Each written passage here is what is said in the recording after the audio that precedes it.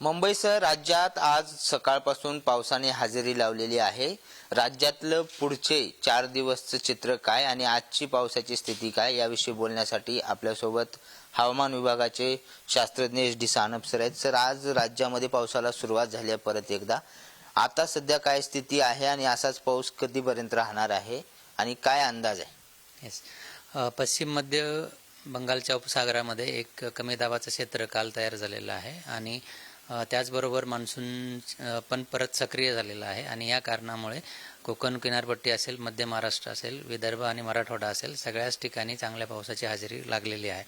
आता येणाऱ्या 5 दिवसांचा जर अंदाज बघाल तर आज आणि उद्या रेड अलर्ट हा कोकण किनारपट्टी त्याचबरोबर मुंबई आणि जे घाटमाथे आहेत मध्य महाराष्ट्राचे तिथे दिला गेलेला आहे आणि येलो आणि ऑरेंज अलर्ट हा इतर जे प्लेन एरियाज आहेत त्यांच्यासाठी आहे.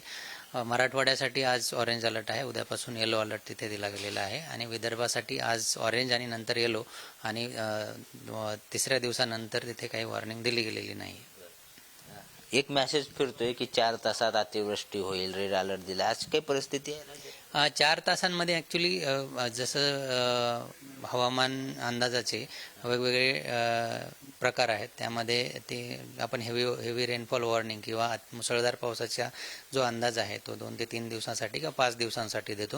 येणाऱ्या 2 दिवसासाठी रेड अलर्ट हा कोकण, गोवा आणि मुंबईसाठी दिला गेलेला आहे. तर मुंबईसाठी जर म्हणत असाल की येणाऱ्या 4 तासामध्ये रेड अलर्ट आहे. व्हिडिओ जर्नलिस्ट निखिल करंदीकर सह बालाजी पोद्दार, पुढारी न्यूज, पुणे.